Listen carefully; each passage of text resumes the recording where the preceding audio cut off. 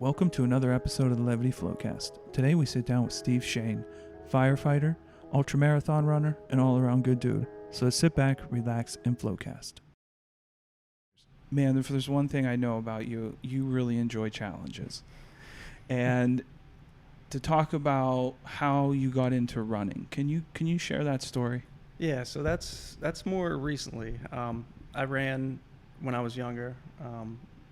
Elementary school, middle school, I did track and field, and I ran, and I liked it. Mm-hmm. But then as I got older, I kind of strayed away from it and didn't really so much.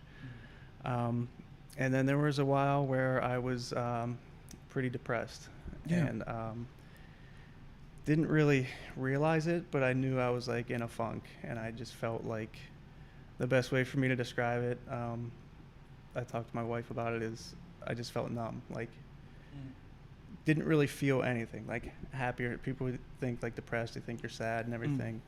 I didn't really feel anything. I was still going out, I was drinking a lot. Yeah. And still, going out and doing things, mainly just drinking too much, but on the outside it looked like I was the same old Steve. I was like happy, joking around and everything, but then on the inside I wasn't feeling it. It sucked. It was for a while, like it was years. And I didn't know what was wrong. I went to like psychiatrists. I was like trying to get help. I tried a bunch of different medications. Nothing worked. Yeah. Even the psychiatrist was like, I don't know what to tell you. Like, we pretty much tried everything. I'm like, I'm not feeling anything. And right. I guess this is the way it is. Like, I can't feel feelings. And like. And what age is this? Jeez. This was the past few years, so this was recent. Understood. Before 2019. I think it's important for people to know that, especially in that age range of young men, that the struggle that people silently will go through. So that's why I was asking on age. So in 2019, I had this epiphany. Yeah. And it was just like complete clarity. So when I had this epiphany, it just kind of like all clicked. Yeah. And I started doing some self-therapy, and like through the meditation I'd been doing, I just realized that I need to switch my mindset up. That like how powerful it was to think differently than what I was thinking. And it was just like this huge weight was off of me. And it was just like, it was overwhelming. Like I wrote all the stuff down like manically pretty much, but like it was all making sense. And I was like, okay, this is like, self-therapy. This is, why I was feeling depressed. This is what was going on. And just started like, I was like, all right, I need to quit drinking because that wasn't helping at all. So I just stopped drinking. And so like when you say you were drinking too much, what was that? So I definitely had a problem. Double and triple rum and cokes, like pounding them.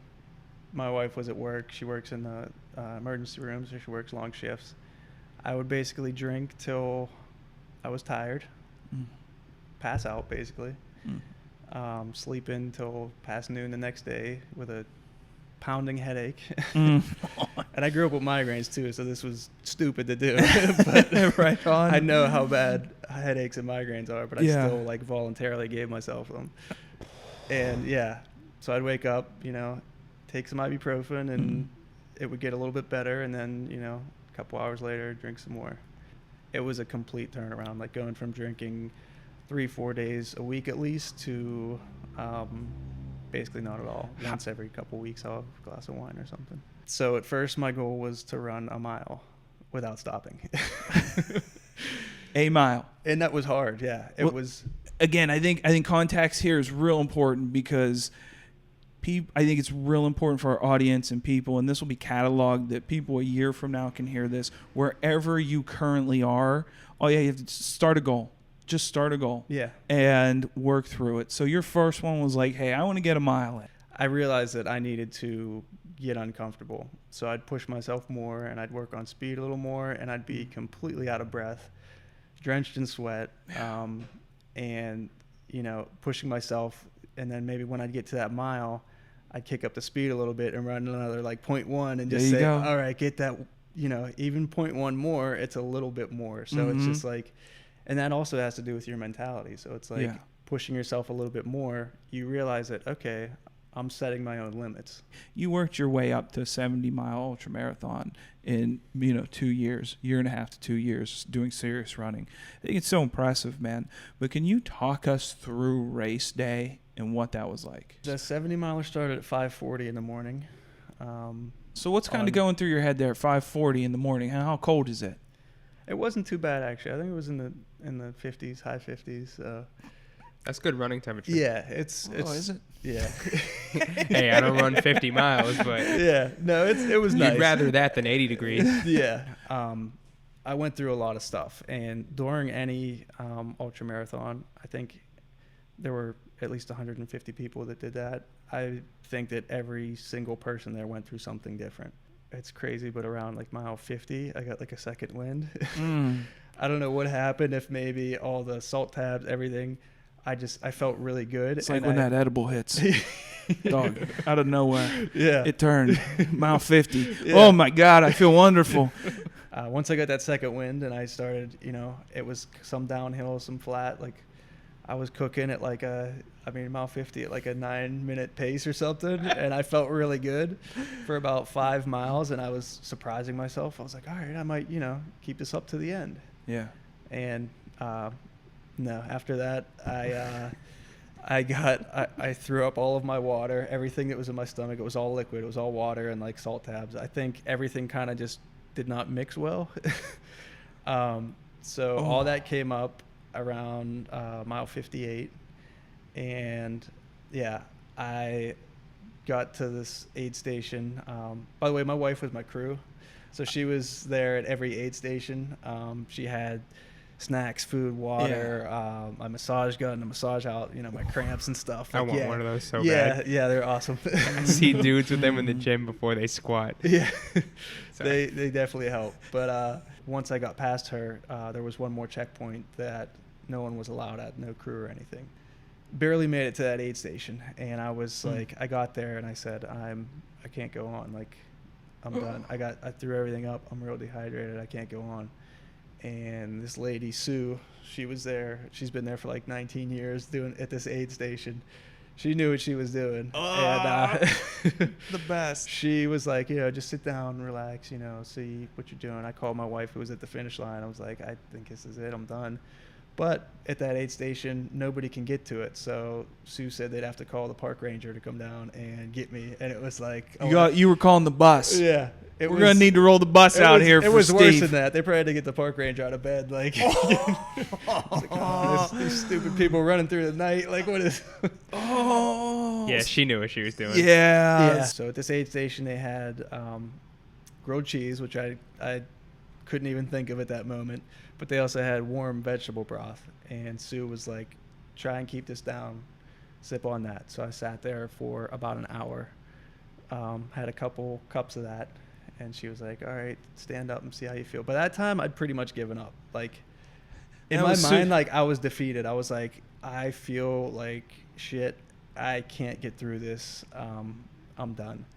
And once I sat there for a while, I realized, like, so I did a fundraiser for that. I did a fundraiser for the National Fallen Firefighters Foundation. That's awesome.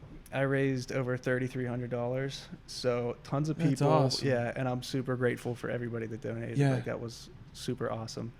But yeah, so I was thinking about them, and I'm like, I don't want to let all these people down. I don't want to let myself down because I've come this far. At this aid station, there was 8.5 miles left, and I didn't want to do that. Plus, I just kept thinking about them, and I'm like, I really do not want to let everybody down. Like, so yeah, I stood up, see how I felt. I was the most chafed I've ever been in my life. Like, that is not something I ever want to say. No. She said, all right, I'm going to walk with you into the trail here. It was after midnight now, completely pitch black in the woods. Yeah. So it's like, listen, you don't got to go home. You got to fuck out of here. Yeah. And she's like, I'm going to walk you right into these dark woods, sir. You're good. She's also been through this so many times and knew that I could soldier on and get through it. But it was all those people I passed when I got that second win passed me when I was sitting still there, and I'm like, this sucks. Like I don't think I can make it. And so I started walking in there into the woods, and she was like, how do you feel? And I was like, pretty good. I looked at my watch. It was like 8.5 miles to go. I said I couldn't run at that point. I was very sore and a lot of pain. Yeah. I tried to run, and it was just too much. Like, so I just had to keep up a brisk walk, like fast pace, for those last 8.5 miles to make it to the finish. And even doing that, it was not easy. There were still some hills, which I don't know why they'd put them there at the end, but then the downhill was even worse. So it was like walking sideways down and just like basically in tears. Like I was almost like crying, like, just like giving up, like this sucks.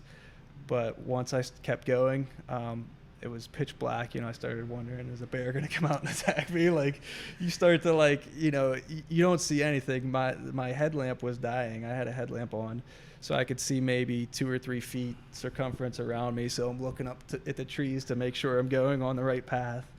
So there was a 22-hour cutoff. I finished in 21:23. And awesome. Once I started seeing the lights at the end, I was just like such a relief. It was like, and then crossing that finish line, it was just, it made it all worth it. Man, it's such a testament to just you're a testament to the human spirit and how someone can just, one day make a decision. I'm going to run a mile. I want to run a mile without getting heavy of breath, to completing a 70-miler. It's hard to explain because people, that's, the main question is like, why would you do that? Why would you do 70 miles? Yeah. And it's really hard to explain unless you go through it. And everything that you go through during that one day, 21 hours, it's a lot. Like it's a lot that you go through mentally, physically, and that you push through. And it ultimately just helps me to grow and become a better person. I wanna relax, put my mind at ease. Good friends and good vibes, now that's all I need. When life hurts, come down and float in levity. Let your problems wash away into serenity. Whoa.